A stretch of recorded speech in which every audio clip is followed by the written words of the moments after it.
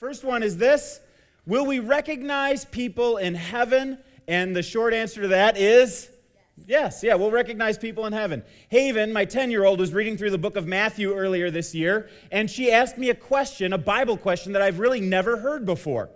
She was in that passage about the transfiguration. You know the one that I'm talking about, where Jesus goes with Peter, James, and John up to the side of a mountain, and when he's on the top of the mountain, his body transforms into a resurrection body, and it's just filled with light and power and energy, and right next to him appears on one side Moses, and on the other side Elijah, and they're all shiny and stuff, and Peter, James, and John have very interesting dialogue about this, but Haven's question wasn't about that dialogue at all. The question that Haven asked was, how did Peter, James, and John know that that was Moses and Elijah?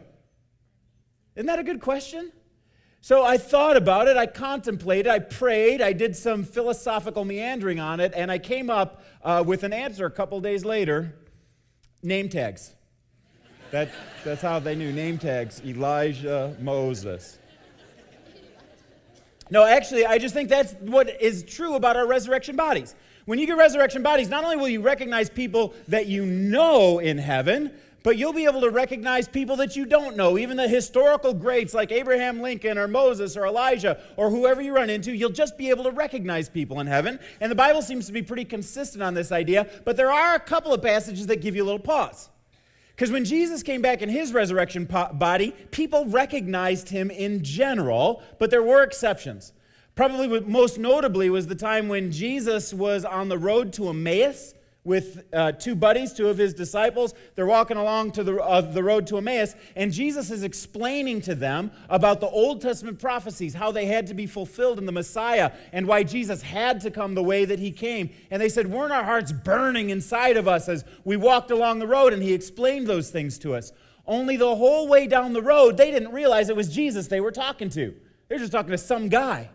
And when they stopped by at the inn and had dinner together, Jesus broke the bread and then revealed himself to them. And then all of a sudden they saw, oh, that's who that is. That's Jesus.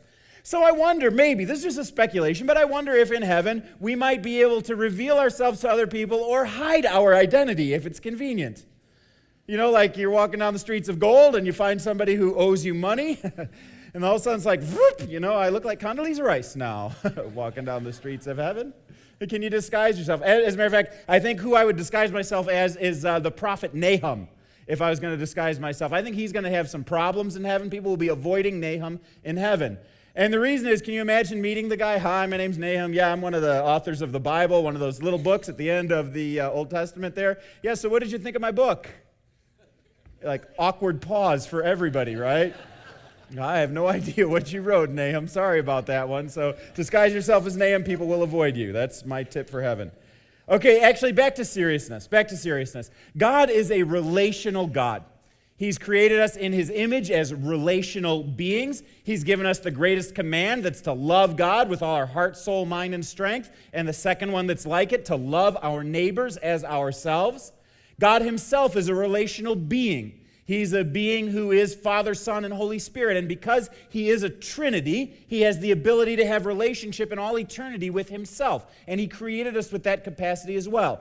And if he's a relational God who banks on love and commands us to love, then certainly when we get to heaven, relationships are going to be a very big deal. And he'll give us the capacity to love, but not just to love bigger and better than we ever have before, and to experience love in ways that we never have before. To be able to experience love and recognize people that we knew on planet Earth, or to hang out with the big dogs and experience relationships with people that we always wanted to know, or obscure people that we never knew existed, but we'll find fascinating when we get to heaven.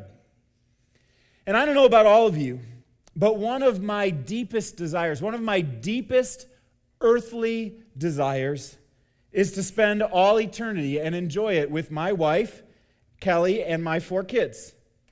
Friends, our highly mobile society takes us in all different directions on planet Earth. So there is no guarantee of how much you'll be able to see family on this side of eternity. Some of you live in family situations that are very far-flung right now, and you're experiencing that in this place. But in heaven, we'll have all eternity to be close to the people that we want to be with and to love them deeply. And I can't wait because our experience of relationships in heaven is going to be far more accelerated and better than anything we could see here on planet Earth. And that's really good news. So yes to relationships in heaven.